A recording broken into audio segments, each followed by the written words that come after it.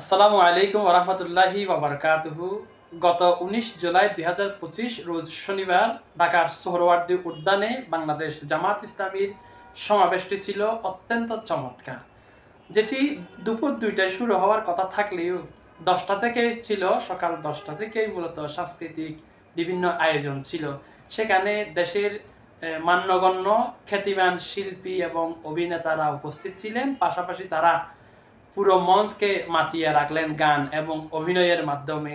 যেখানে ছিলেন অত্যন্ত চমৎকার একজন মঞ্চ শিল্পী, যাকে আমি অত্যন্ত পছন্দ করি, শিল্পী রুকনুজ্জামানের মঞ্চ পারফরমেন্স, ওবায়দুল্লাহ তারেকের অসাধারণ কণ্ঠ, শিল্পী মশিউর রহমানের যাদের হৃদয়ে আছে আল্লাহর ভয় সঙ্গীত পরিবেশন, মাহমুদ ফয়সালের নেতৃত্বে জামাতের কর্মীরা সারা পৃথিবীতে, শাহাবুদ্দিন শিহাবের কোনো একদিন এদেশের আকাশে এবং শিল্পী জোবায়ের হোসেনের নেতৃত্বে অনুপম সাংস্কৃতিক সংসদের শিল্পীদের মাগতুর বুকের মানিক আর আসবে না এবং মহানগর শিল্পীগোষ্ঠী, উচ্চারণ শিল্পীগোষ্ঠীর গান ও অভিনয়, পাশাপাশি অন্যান্য নাট্য মঞ্চগুলো অত্যন্ত চমৎকারভাবে ফুটিয়ে তোলার চেষ্টা করা হয়েছে যে আগামী নির্বাচনের লেভেল প্লেইং ফিল্ড, পিআর পদ্ধতির নির্বাচনের সিস্টেম কীরকম ইত্যাদি বিষয়গুলো, সেখানে সংস্কার, বিচার, নির্বাচন বিষয়গুলো সাংস্কৃতিকভাবে মঞ্চে ফুটিয়ে তোলার চেষ্টা করা হয়েছে।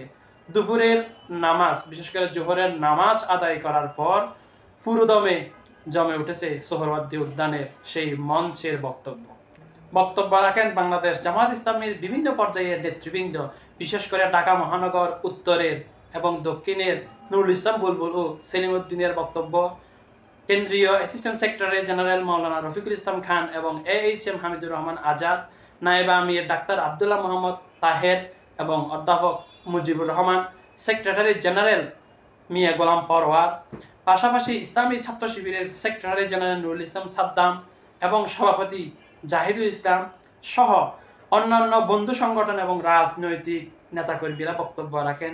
বিশেষ করে গণ অধিকার পরিষদের বিপি নূর, শফিউল আলম প্রধানের ছেলে জাগপা প্রধান, রাশেদ প্রধান, বিশেষ করে এনসিপির সার্জিস আলম এবং ইসলামী আন্দোলন বাংলাদেশের একজন নেতা ডক্টর ফয়জুল হক, যিনি বিএনপি থেকে পদত্যাগ করেছেন, হিন্দু মহাজোটের মহাসচিব গোবিন্দ প্রামাণিক, শহীদ আবরার ফাহাদের পিতা বরকতুল্লাহ, শহীদ আবু সাইদের ভাই, অনেক শহীদের আত্মীয় স্বজন এবং জুলাই আহত অনেকেই বক্তব্য রাখেন।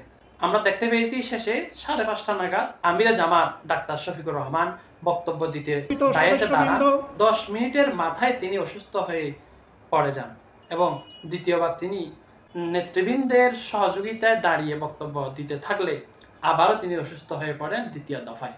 এবারে তিনি আর দাঁড়ালেন না, বসেই বক্তব্য শেষ করলেন।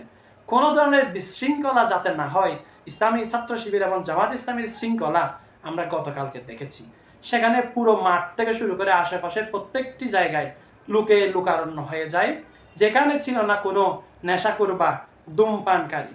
আলহামদুলিল্লাহ, অত্যন্ত চমৎকার একটি পরিবেশে তারা এই প্রোগ্রামটির আয়োজন করতে পেরেছেন।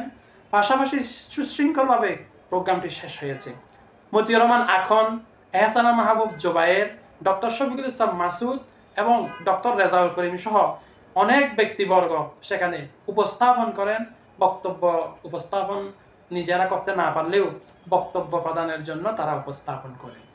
খুবই সুন্দরভাবে পুরো আয়োজনটি ছিল, যেখানে বাংলাদেশ জামাত ইসলামী, ইসলামী ছাত্র শিবিরের নেতাকর্মীরা একটি সফল সমাবেশ করতে পেরেছে বলে আমরা মনে করি। শেষে কান্না জড়িত কণ্ঠে আজান দেন, আসরের আজান, ডক্টর শফিকুল ইসলাম মাসুদ। এই বক্তব্যটি আমরা, এই আজানটি আমরা এখনো পর্যন্ত বিভিন্ন টেলিভিশন চ্যানেলে আমরা দেখতে পাই। এ ধরনের আয়োজন করতে পেরে মহান আল্লাহ তাআলার দরবারে শুকরিয়া আদায় করার পাশাপাশি আমি নিজেকেও ধন্য মনে করি যে জামাত ইসলামী এত সুন্দর একটা আয়োজন করতে পেরেছে।